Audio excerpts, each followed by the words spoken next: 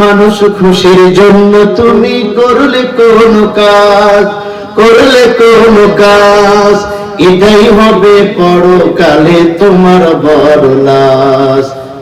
প্রভুর খুশির জন্য হলে পাওয়া যাবে পুণ্য, প্রভুর খুশির জন্য হলে পাওয়া যাবে পুণ্য। কুরবানি দাও কুরবানি আল্লাহ খুশির জন্য, তবে পরকালে হবে তুমি ধন্য, তবে পরকালে হবে তুমি ধন্য। কুরবানি দাও কুরবানি আল্লাহ খুশির জন্য। কত টাকার গরু ছাগল এটা আসল কথা নয়, এটা আসল কথা নয়, ঠিক কিনা বলেন, ঠিক কিনা?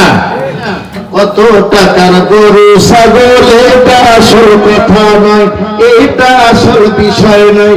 দেখবেন প্রভু অন্তরেতে কতটুকু তাহার ভয়, ঠিক কিনা? কি দেখবেন? জোরে বলেন, কি দেখবেন? আমি ওয়াজ করার আগে আমার পূর্বের বক্তা ভাই এই আয়াতটা পড়েছেন।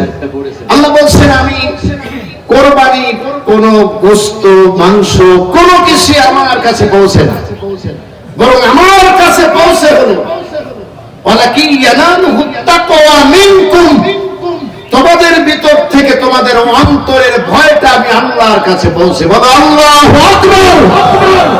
কত টাকার গরু ছাগল এটা আসল কথা নয়, এটা আসল বিষয় নয়। দেখবেন প্রভু অন্তরেতে কতটুকু তাহার ভয়। মানুষ খুশির জন্য হলে হবে তোমার